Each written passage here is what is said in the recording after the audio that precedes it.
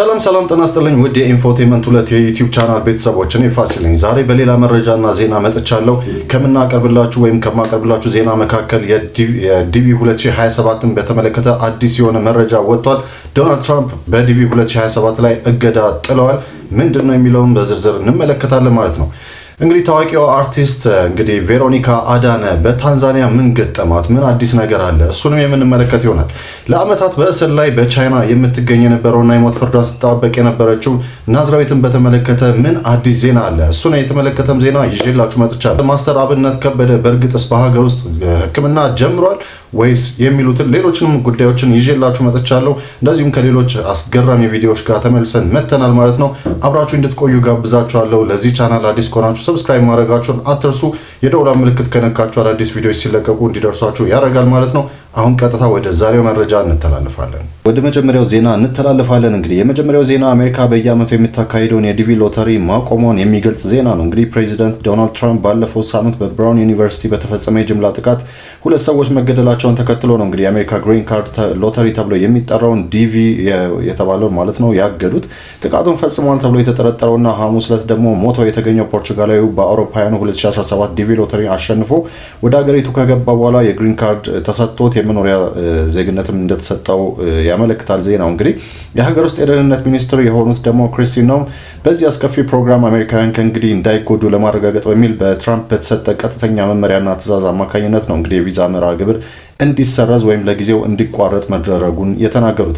እንግዲህ የአሜሪካ ባለስልጣናት ተጠርጣሪው የ48 ዓመቱ ክላውዲዮ ኔቬስ ቫሌንቴ በዚህ ሳምንት መጀመሪያ ላይ እንግዲህ የማሳቹሴትስ ቴክኖሎጂ ተቋም ፕሮፌሰር የሆኑትን ኑሮ ሎሬፎርን ገድሏል ተብሎ እንደተጠረጠረም ይጠቀሳል። እንግዲህ ከዚህ በተጨማሪ በዚህ በብራውን ዩኒቨርሲቲ ላይ በከፈተው ጥቃት 11 ሰዎች ናቸው ጉዳት የደረሰባቸው። ከነዚህ ሁለቱ ተማሪዎች የሆኑት ደግሞ 2 ተማሪዎች ደግሞ እንግዲህ ህይወታቸው አልፏል ማለት ነው።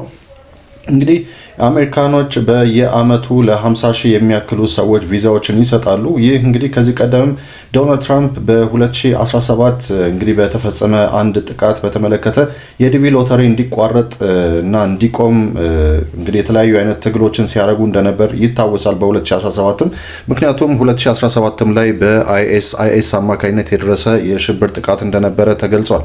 እንግዲህ ይህ በኒውዮርክ የተከሰተው እንግዲህ ይሄ የተከሰተው ደግሞ ነገር በኒውዮርክ ከተማ የጭነት መኪና ግጭት ነው። እንግዲህ በዋነኝነት የሚያመለክተው እንደ አውሮፓውያን አቆጣጠር በኦክቶበር 31 2017 በሃሎዊን ቀን በዳውንታውን ማንሃተን የተፈጸመ የሽብር ጥቃት ነው። ጥቃቱ እንግዲህ ከሴፕቴምበር 11 ወይም ደግሞ ከሴፕቴምበር ወይም ከ9/11 በኋላ ማለት ነው በኒውዮርክ ከተማ የተከሰተ እጅግ ገዳይ የሽብር ጥቃት ተብሏል።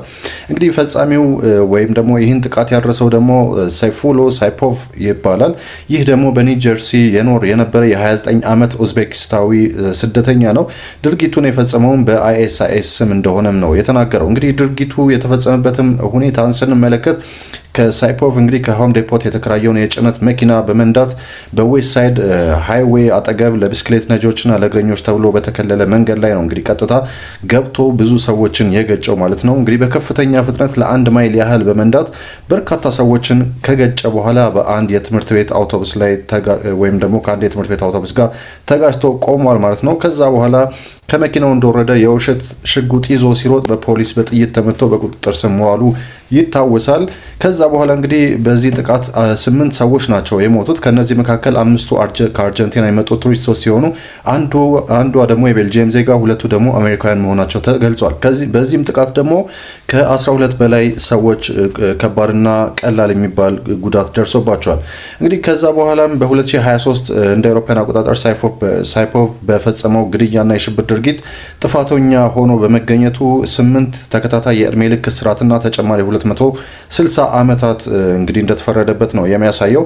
እርግጥ ነው አቃቤ ሕግ የሞት ቅጣት እንዲፈረድበት ጠይቆ የነበረም ቢሆን ዳኞች በአንድ ድምጽ ባለመስማማታቸው ምክንያት ቅጣቱ ወደ እድሜ ልክ እስራት እንደተቀየረ እንመለከታለን። እንግዲህ በዚህ ወቅት እንግዲህ የአሜሪካው ፕሬዚዳንት የነበሩት ዶናልድ ትራምፕ ነበሩ። እንግዲህ ዶናልድ ትራምፕ ይህንን ጥቃት ተከትሎ የዲቪ ፕሮግራም መቆም አለበት የሚል ሙግት ነበር እንግዲህ የገጠሙት። ከፍተኛ የሆነ ጥረት አድርገዋል። ምክንያቱም ጥቃቱን የፈጸመው ሳይፉሎ ሳይፖቭ ካራይፖቭ እንደ አውሮፓውያን አቆጣጠር በ2010 ወደ አሜሪካ የገባው በዚሁ በዲቪ ሎተሪ አማካኝነት ነው። ስለዚህ የፕሬዚዳንት ትራምፕ ፕሮግራሙን እንዲቆም በጽኑ ሲቃወሙ እንደነበረ መመልከት ይቻላል።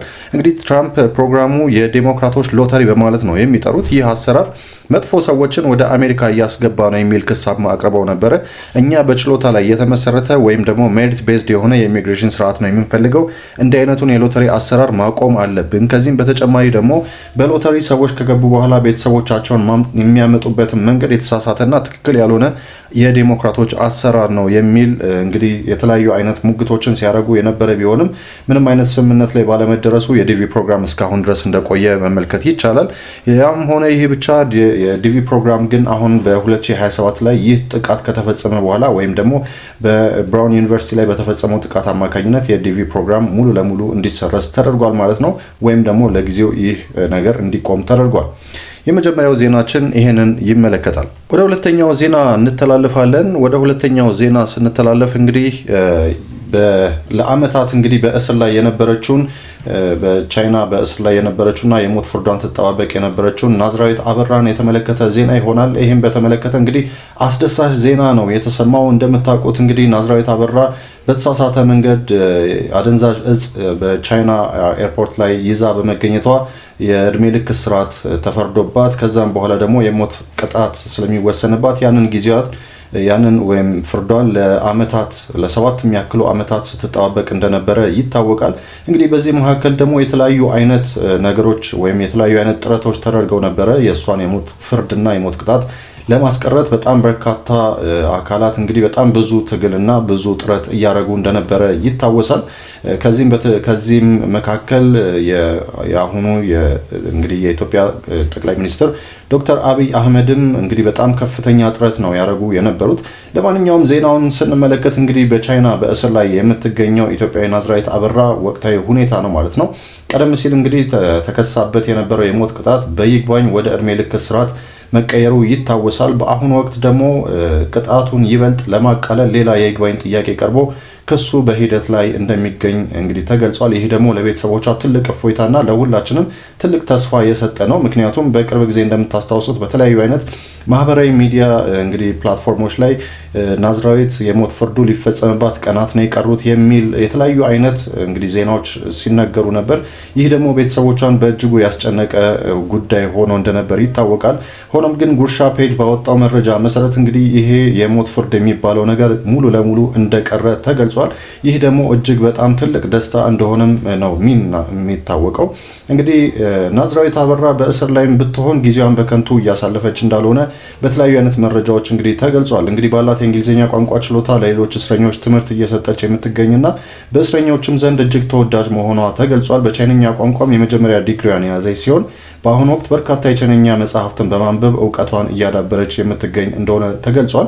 ከዚህ ቀደም እንግዲህ ጠቅላይ ሚኒስትር ዶክተር አብይ አህመድ ጉዳዩን በቅርበት ሲከታተሉ የቆዩ ሲሆን ከቻይና ባለስልጣናት ጋርም በተደጋጋሚ ውይይትም እንዳደረጉ ከዚህም በተጨማሪ እኚሁ ጠቅላይ ሚኒስትር ደግሞ ለናዝራዊት አበራ ቤተሰቦች ስልክ በመደወል ድጋፋቸውን መግለጻቸውም ተጠቁሟል።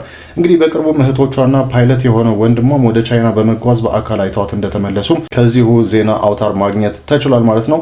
ስለዚህ ቀናቶች ቀሯት። የሞት ፍርድ ሊሰጥ ነው የሚለው ዜና ሙሉ ለሙሉ እንደቀረ ማወቅ ይገባል። ስለዚህ በተለያዩ አይነት ሶሻል ሚዲያ ፕላትፎርሞች ላይ እንግዲህ የሞት ፍርዷ ሊፈጸም ነው የሚሉ የተሳሳቱ ወሬዎች ከዚህ በኋላ መኖር የለባቸውም። ይህ ደግሞ ቤተሰቦቿን የበለጠ ስለሚያስጨንቅ ማለት ነው። ለማንኛውም እንግዲህ የናዝራዊት የሞት ቅጣት ሙሉ ለሙሉ እንዲቀር መደረጉ ይሄ ቀጥሎ ይዤላቸው የቀረብኩት ዜና ነው። ወደ ቀጣዩ ዜና ስንተላለፍ እንግዲህ በቅርብ ጊዜ በሶሻል ሚዲያ ፕላትፎርሞች ላይ በተለይ ደግሞ እንደ ቲክቶክ ባሉ እንደዚሁም በፌስቡክ እና በተለያዩ አይነት መንገዶች ላይ ሲተላለፍ የነበረው እንግዲህ የማስተር አብነት ከበደ ጉዳይ ነው። እንግዲህ ባለፈውም ባቀረብኩላችሁ ዜና ላይ እና በተለያዩ አይነት ማህበራዊ ሚዲያዎች ላይ እንደተገለጸው ማስተር አብነት ከበደ እንደታመመ ተገልጿል። እንደታመመም ይታወቃል። እንግዲህ ይሄ ህመሙ ደግሞ ስር የሰደደ ነው። ያን ጊዜ በተለይ ደግሞ በጎፋ በተፈጠረው የመሬት ናዳ አማካኝነት ለእርዳታ ከገቡት በጎ እንግዲህ ራሳቸውን በበጎ ፈቃደኝነት ካቀረቡ አካላት መካከል ማስተር አብነት ከበደ አንዱ እንደሆነ ይታወቃል። እንግዲህ ከዛ ጊዜ ጀምሮ የጀመረው ህመም ነው ስር ሰዶ ለዛሬ ከአንድ ዓመት ከምናምን በኋላም ይሄ ህመም ከባድ እየሆነ እንደመጣና በፊቱ ላይም ደግሞ ይሄ ነገር እየታየ እንደሆነ ራሱ ማስተር አብነት ከበደ ከአዲስ ሚዲያ ኔትወርክ ጋር ባደረገው የቃለ ምልልስ ገልጿል። ለማንኛውም ማስተር አብነት ከበደ በዚህ ወቅት ከተናገራቸው ነገሮች ትልቁ ነገር ደግሞ በእኔ ስም የሚሰበሰብ ማንኛውም የገንዘብ ምንም አይነት የገንዘብ እርዳታ የለም። ስለዚህ በማስተር አብነት ከበደ ስም ገንዘብ እየሰበሰብ ነው የሚሉ ማንኛቸውንም አካላት እንዳትሰሙ የሚል ነገር አስጠንቅቋል። ከዚህም በተጨማሪ እኔ ከናንተ የሚያስፈልገኝ የናንተ ጸሎት ነው፣ ሁላችሁም በየእምነታችሁ ጸልዩልኝ የሚል ነገርም ተናግሮ እንደነበር ይታወቃል። እንግዲህ ከዚህ ጉዳይ ጋር በተያያዘ የማስተር አብነት ከበደም አንድ የሆነ ነገር ተናግሯል። የማስተር አብነት ከበደ ልክ እዚሁ ወንድሙም እንደገለጸው በሱ በኩል የተሰበሰበ ምንም አይነት ወይም የሚሰበሰብ የገንዘብ እርዳታ የለም፣ ምንም አይነት የገንዘብ እርዳታ አንፈልግም ብሏል። ከዚህ ይልቅ የኢትዮጵያውያንን ጸሎት ነው የምንፈልገው፣ ምክንያቱም አምላክ ደግሞ ከዚህ ነገር ሁሉ እንደሚገላግለን ተስፋ አለን የሚል ነገር ተናግሯል ማለት ነው። ማስተር አብነት ከበደም ይሄን ነገር በተደጋጋሚ ሲናገር እንደቆየ ይታወቃል። በተመሳሳይ ዜና ማስተር አብነት ከበደ በሀገር ውስጥ ባለ የሕክምና ተቋም እንግዲህ ሕክምናውን መከታተል ጀምሯል። እንግዲህ ይሄ ህመሙ ደግሞ አሁን ላይ ባለ ሁኔታ ጥሩ ሁኔታ ላይ እንዳለ ተገልጿል። እንግዲህ ይህ የሕክምናው ሁኔታ ደግሞ በሀገር ውስጥም ሕክምናው ተደርጎ ሊያልቅ አለበለዚያም ደግሞ ከሀገር ውጭ ወጥቶ ደግሞ ሕክምናው ማድረግ እንደሚችልም የተገለጸ ጉዳይ ሆኗል ማለት ነው። እንግዲህ ይሄ በቅርቡ ከተነገሩት ዜናዎች መካከል አንዱ ነው። ወደ ተከታዩ ዜና ስንተላለፍ እንግዲህ የታዋቂዋን ኢትዮጵያዊት እንግዲህ አቀንቃኝ ቬሮኒካ አዳነን እናገኛለን። ቬሮኒካ አዳነ በታንዛኒያ ያጋጠማት ነገር ምንድን ነው ብላችሁ ልታስቡ ትችላላችሁ። ለማንኛውም ቬሮኒካ አዳነ በታንዛኒያ በተካሄደው እንግዲህ የሙዚቃ ውድድር ላይ አሸናፊ መሆኗ ተገልጿል። ስለዚህ እስቲ ይሄንን ዜና የሚገልጹትን ቪዲዮዎች ተከታትለን እንመለሳለን። የጠበቅነው የምስራች የናፈቅነው የድል ብስራት ከታንዛኒያ ምድር ከፍ ባለ ድምጽ ተሰምቷል። የኢትዮጵያ የጥበብ አምባሳደር አንጸባራቂዋ ኮከብ ቬሮኒካ አዳነ በ2025 ዚኮሞ አፍሪካ አዋርድስ መድረክ ላይ የድል አክሊል ደፍታለች። ዘንድሮ ኢትዮጵያ በመድረኩ ሁሉ አልተቻለችም። ቬሮኒካም በሄደችበት ሁሉ የድል አዝመራን እየሰበሰበች የሀገራችንን ሰንደቅ ዓላማ በምስራቅ አፍሪካ ሰማይ ላይ በኩራት አውለብልባለች። This award goes to the best performing female artist for the year 2025. Ladies and gentlemen, a round of applause for Veronica Adane. Around. Where is she? Congratulations. Oh my God, it's my night tonight. Thank you all so much. Thank you, Zakoma, again. I want to thank my dad, the greatest man I've ever seen. He's the best father. And I want to thank my sister. She's like my tour manager. I want to say thank you to Alati Beauty, Media, Isaias, Mitu. Who else left? Oh my God. I want to say thank you to all my fans.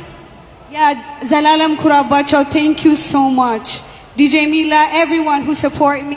And fans over the world, thank you. ያ የለመድነውና ልብ የሚያሞቀው የኢትዮጵያዊነት ወኔና ጥበብ በታንዛኒያ ምድር በደመቀ ሁኔታ ታይቷል። ይህ ሽልማት የቬሮኒካ የታታሪነትና የጥንካሬ ውጤት ብቻ አይደለም። ይልቁንም የኢትዮጵያ ሙዚቃና ዜማ በአፍሪካ መድረክ ላይ ያለውን የማይናወጥ የበላይነትና ጥልቅ ተጽዕኖ ዳግመኛ ያረጋገጠ የታሪክ አሻራ ነው። ለቬሮኒካ እንኳን ደስ ያለሽ። ይህ ለጥበብ ያለሽ ፍቅርና ትጋት የሰጠሽ ተገቢው ክብር ነው። ለደጋፊዎቿ እንኳን ደስ አላችሁ። ጸሎታችሁና ድጋፋችሁ ዛሬ ለዚህ ትልቅ ውጤት አብቅቷታል። ለኢትዮጵያ ድል፣ ለሀገራችን የጥበብ ልጆችሽ በዓለም አደባባይ ስምሽን ማግነናቸውን ይቀጥላሉ። ይህ የድል ጉዞ ለቀጣይ ትልልቅ ዓለም አቀፍ ስኬቶች መነሻ እንደሚሆን አንጠራጠርም። የጥበብ ንግስቷ ቬሮኒካ አዳነ ወደፊትም በዜማሽ ዓለም ስታስደምሚ ለማየት እንጓጓለን። እንኳን ደስ ያለሽ ቬሮኒካ፣ እንኳን ደስ አለ የኢትዮጵያ ሕዝብ። እንግዲህ ይህን የተመለከቱ ነበሩ ነበሩ የዛሬ መረጃዎቹም ቪዲዮዎቹም ማለት ነው። እንግዲህ ይሄ መረጃ እንደሚጠቅማችሁ ተስፋ አደርጋለሁ። በሚቀጥለው ጊዜ ደግሞ ተመልሰን በሌላ መረጃ እንገናኛለን። ይህ የኢንፎቴመንት 2 የዩቲዩብ ቻናል ነው። ለዚህ ቻናል አዲስ ከሆናችሁ ሰብስክራይብ አድርጉ። እንደዚሁም ደግሞ የደወል ምልክት በመንካት አዳዲስ የሆኑ ቪዲዮዎች ሲለቀቁ እንዲደርሷችሁ አድርጉ። በሚቀጥለው ተመልሰን እስከምንገናኝ ሰላም።